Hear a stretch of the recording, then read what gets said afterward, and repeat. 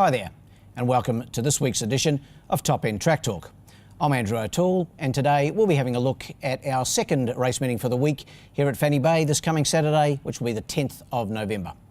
Prior to covering Darwin's second meeting of the week, I thought we'd hark back to Melbourne Cup Day here in the Top End.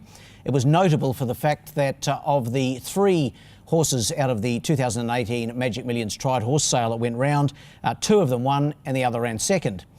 Making the grade put his best foot forward for Winx's co-owner Peter Tye and a number of Sky Channel luminaries who share in the ownership, along with DTC committee person Michelle Graham and former jockey Scott Leckie, among others. Trained by Gary Clark, Making the grade bolted in for Kim Gladwin and looks to have a bright future in the Top End. And it certainly wouldn't surprise me to see his canny trainer Gary Clark aim this horse at the St Pat's Cup in mid-March next year. Rocheville, aided by an excellent ride from trainer-rider Carl Spry, was the second of the Tried horse sale horses to win on Tuesday. His first three starts in Darwin had been full of merit, and now that he's broken through for a well-deserved win, he should go on with the job.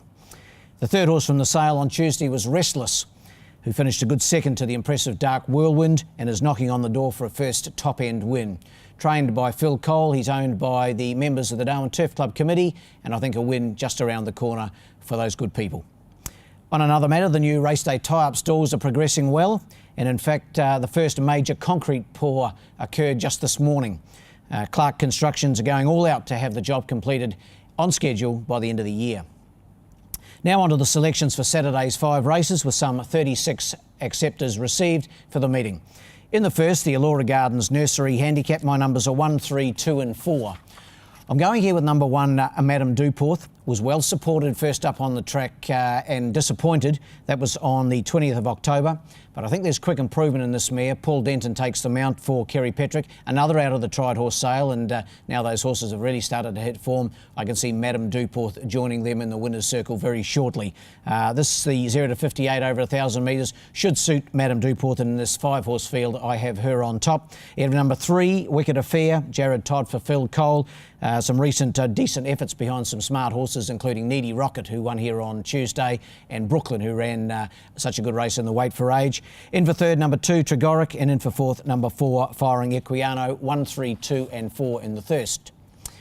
In the second, the QBE Handicap, it's the 0 to 70, it's over 1,000 metres as well. My numbers 4, 5, 1 and 2. I think Gary Clark could be in for a very, very big day here, and this the first race where he has runners engaged, and I'm going with his runner, number 4, Iron Lotus. Brendan Davis aboard, as he is on most of the Gary Clark trained horses, as we know.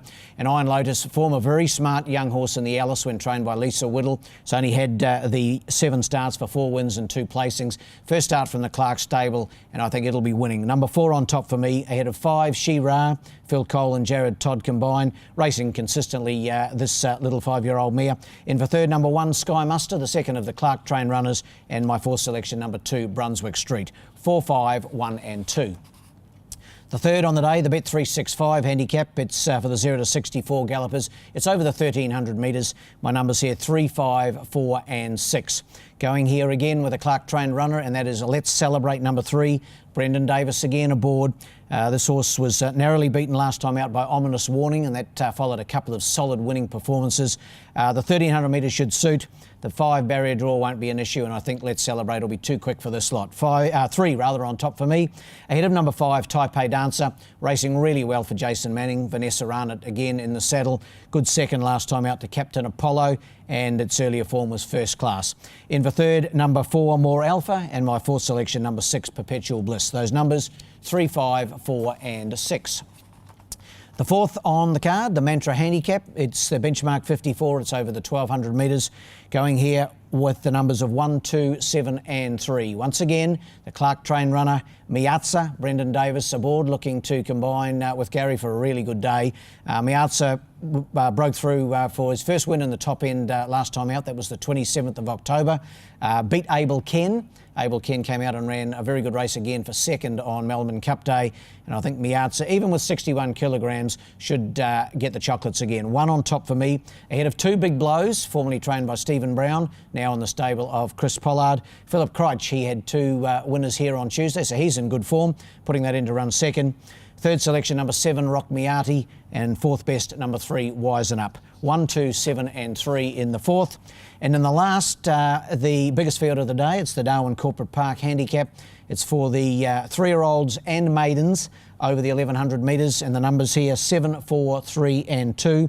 7 on top for me, Pagman. Looking to give Gary Clark his 4th winner of the day, would you believe? I hope I haven't put the mock on Gaz. Kim Gladwin takes the mount. He rode Macon the grade to win here on Tuesday. Pagman's only had the 1 start in Darwin, finished a very good second to Dark Whirlwind, who's come out and won subsequently, and I think gets the ideal opportunity to register the first Darwin win. Number 7 on top, ahead of number 4, McIntyre. Fresh up for Gary Lafoe Jr. and Paul Shires aboard. In for third, number 3, Liberty's Torch can improve. My fourth selection, number 2, Borlung. 7, 4, 3 and 2 in the last. My best bet in Darwin this Saturday comes up in that race 5, and it's number 7, Pagman. Race 5, number 7, Pagman. While the best roughie comes up in race 4, and that is number 5, Van Zetta. Race 4, number 5, Van Zetta. Well, that wraps up this edition of Top End Track Talk, but we'll be back again next week in advance of our meeting here on the 17th of November. In the meantime, good luck and good punting.